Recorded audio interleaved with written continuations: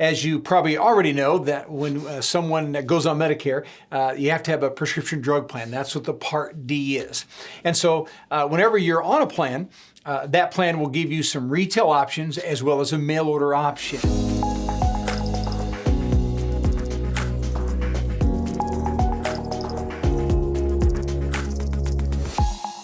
Welcome to Medicare School Daily, where we help you understand Medicare, save money, avoid making mistakes, and above all else, get the most out of your Medicare coverage. Now, today's topic is what you must know about Medicare Part D mail orders. And so let's look at the details, actually 5 of them surrounding mail order Part D plans. Number 1, it is never mandatory to use mail order. Now I know sometimes in individual plans and group plans, it's like they make you use the mail order service on certain medications, certainly maintenance type meds and all. But when you go on Medicare will not allow the carriers to do that. So they'll give you options of retail and mail order. So it is sometimes that people will use their mail order for certain maintenance medications. They may want to go to their pharmacy for others. It's certainly fine to do that because, again, it's never mandatory. Secondly, don't assume that if you use mail order, you're going to save money because sometimes that is not the case.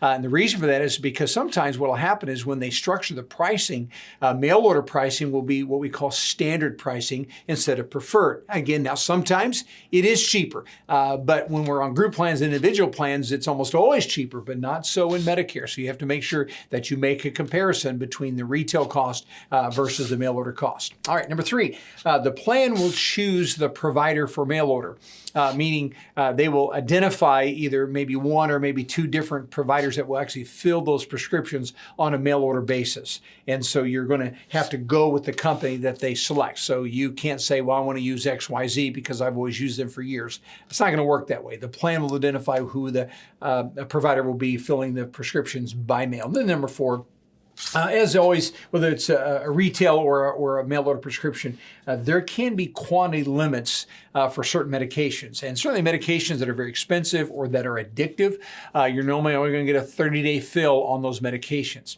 And so a lot of people think because I use mail order, I'm going to get a 90-day fill. Now that may happen on some and will happen on a lot of medications, especially maintenance meds.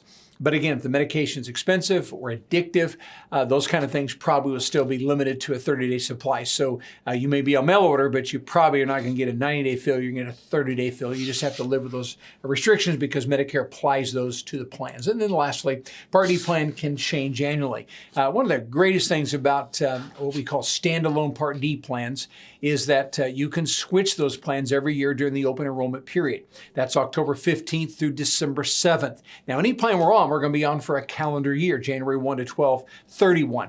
If we're going to make a switch, we have to make that towards the end of the year during that 7-week open enrollment period, October 15th to December 7th. And so maybe going into the following year, you're taking less meds or more meds, and therefore you may want to change plans. And so you're able to make that decision with no underwriting whatsoever. If the plan is in what we call your service area, basically is a multi-county or maybe just a metropolitan area, as long as the plan's in your service area and you're eligible for Medicare A and or B, then you can get a drug plan as long as it's in that area. All right, and you can change those. Now, about 80% of all people don't need to change their plan year to year, but you always can if your medication has changed or maybe the plan that you've changed or the plan that you're on has changed in some way that you're being hurt by that. They dropped the medication, maybe they raised their premium drastically, the copays are different, and you no longer like that plan, then you're able to switch the plan during the open enrollment period, October 15th through December 7th. We make the switch, and the new plan would go effective January 1st. So those are the details surrounding Medicare Part D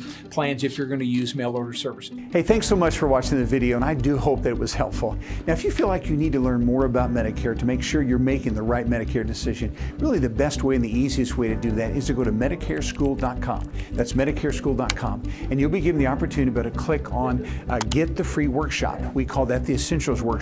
And I do all the teaching, and there you'll learn all the ins and outs of Medicare to make sure that you have an accurate and thorough understanding of how Medicare works. The second thing you can do is click where it says Talk to a Medicare Guide, and there you can actually set up a time where you can discuss your situation with a Medicare guide. They'll explain all your options, and they'll actually even walk you through the enrollment process as well if that's what you need to do.